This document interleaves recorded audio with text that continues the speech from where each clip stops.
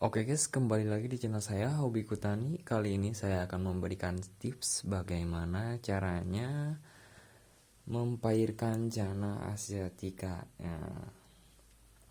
Meskipun Channa Asiatica pada tahun ini sedang ngedown alias harganya murah meriah, tapi saya akan lebih fokus dan mempertahankan.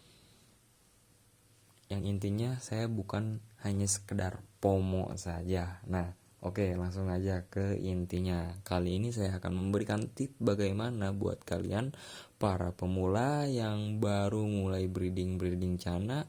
Saya rekomendasikan banget pertama kali untuk membreed Channa itu Channa Asiatica.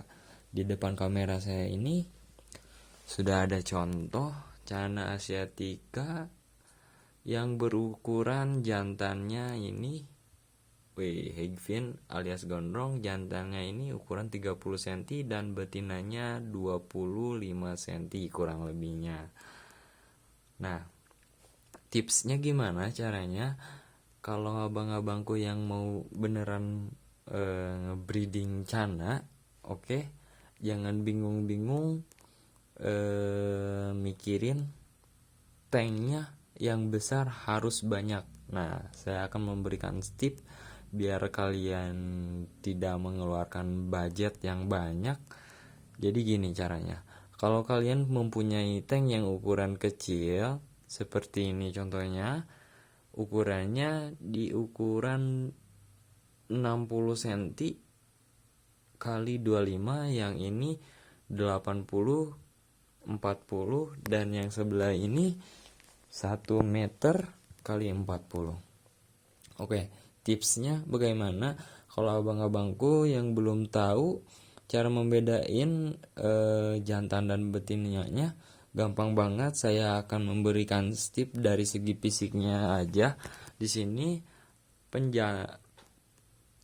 pejantan udah kelihatan banget, yaitu dari segi dorsal atas dan bawah lebih gondrong, terus titik-titik putihnya itu acak-acakan. Nah, apa sih acak-acakan itu? Tidak merata. Nah, sebaliknya yang betina, kalau bintik-bintiknya yang dorsal atas tuh dia akan rapih, merata dari atas ini sampai ekor itu rata gitu kan titik-titiknya. Seperti itu ya bosku, dan semoga aja dapat dipahami. Nah, dari segi fisik yang lainnya itu nggak jauh dari segi bibir. Nah, kalau betina bibirnya itu umumnya lebih ke V, dan pejantan itu lebih ke U alias agak tumpul. Nah, ini agak mancung, itu betinanya. Oke, yang paling gampang itu cara membedakan. Kalau betina udah kelihatan buncritnya. Yang pejantan meskipun dipuasakan itu, yang betina gimana sih, maaf ya, yang betina meskipun dipuasakan pasti ada agak menonjol, dan betina kalau dikasih puasa itu pasti bentukannya agak ramping seperti itu. Nah, semoga aja dapat dipahami sama teman-teman. Oke, langsung aja ke inti ya. Buat kalian yang punya akuariumnya minimalis seperti saya, di depan kamera ini saya contohkan. Di sini ada tank yang berukuran 1 meter kali 40. Saya mempunyai satu tank saja, dan di sini tank 85 kali 40, dan yang lainnya itu ukurannya kecil. Oke. Nah, cara mainnya saya seperti ini. Kalau semisal ikan yang di ukuran tank kecil terus udah kelihatan udah ngebola terus sama betinanya itu udah kelihatan buncrit banget gitu kan. Nah, Yang ini udah bertelur misalkan, yang ini nih. Nah, segera pindahkan. Udah dipindahkan ke sini, udah bertelur lagi yang sebelah sini, dipindahkan lagi. Semoga dipahami ya. Oke, saya akan memberikan contoh untuk anakan-anakan Channa asiatica yang berumur berapa hari ya ini? Kurang lebih 3 harian. Saya nyalakan dulu lampunya.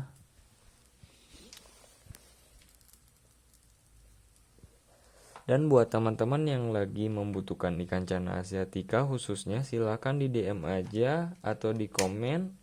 Insya Allah sama saya direspon. Nah,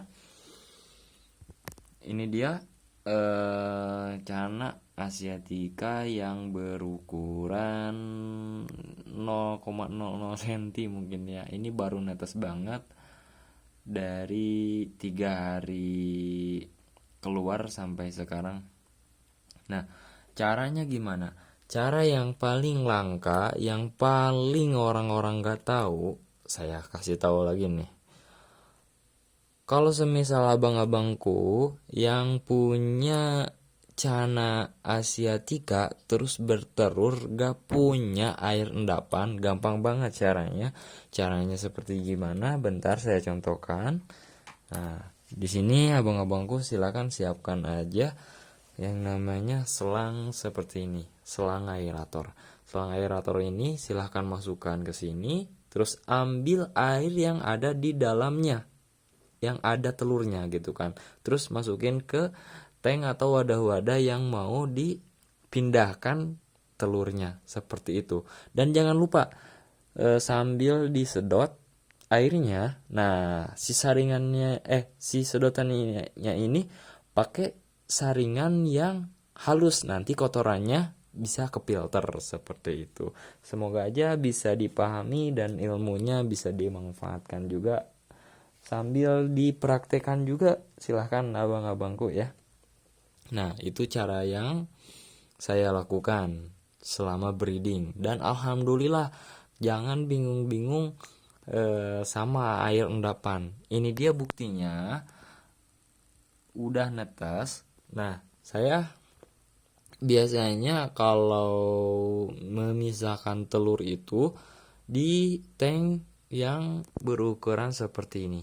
Ukuran kecil, ukuran 30 kali 20. Nah, sama saya enggak dimasukin dalam satu tank. Saya dipisah-pisah.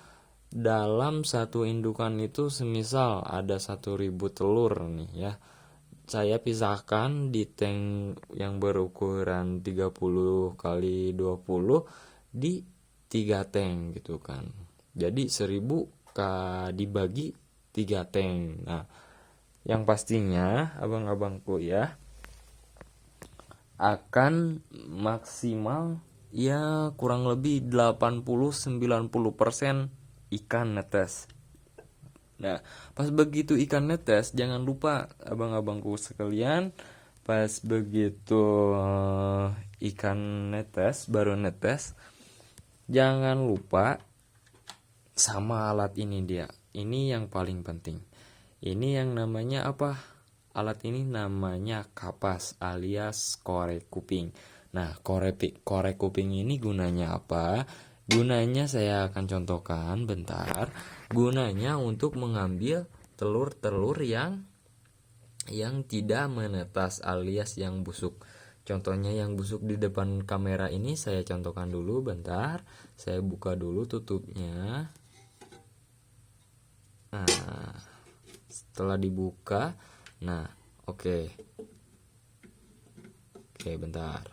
Nah, setelah dibuka, nah, teman-teman ini di sini udah lihat ya, ada telur yang busuk. Nah, telur yang busuk ini bisa diangkat pakai korek kuping. Caranya seperti ini. Saya langsung praktekkan aja. Sama kalian dicelupin aja dulu ke air. Nah, sesudah dicelupin ke air, silakan tempelkan terus. Nah, ambil aja. Dan ini dia telur busuk udah keambil. Nah, telur busuk ini silakan sama kalian buang aja, jangan ditaruh lagi ke dalam, nanti akan mempercepat keruhnya, terus akan kemungkinan juga mati total semuanya. Itu yang sangat fatal. Karena dari telur busuk itu akan menjadikan penyakit, bahkan amoniak yang bertimbulan. Seperti itu ya abang-abangku. Mungkin untuk video kali ini saya akhiri dulu. Dikarenakan durasinya udah 10 menit, dan semoga aja banyak yang nonton, dan semoga aja banyak breeding yang pada kesini gitu kan, mengambil ilmu dari saya. Kalau bermanfaat ya silakan manfaatin, kalau gak bermanfaat ya mohon maaf. Nanti sama saya perbaiki, mungkin yang saya perbaiki itu dari segi konten atau dari segi breeding saya. Kalau ada tip dari teman-teman silahkan di komen aja, bang caranya gini yang bagus, bang caranya gini yang bagus, silahkan di komen aja. Pendapat kalian itu saya akan contohkan ke diri saya gitu kan. Oke, terima kasih. Sampai jumpa kembali di video berikutnya.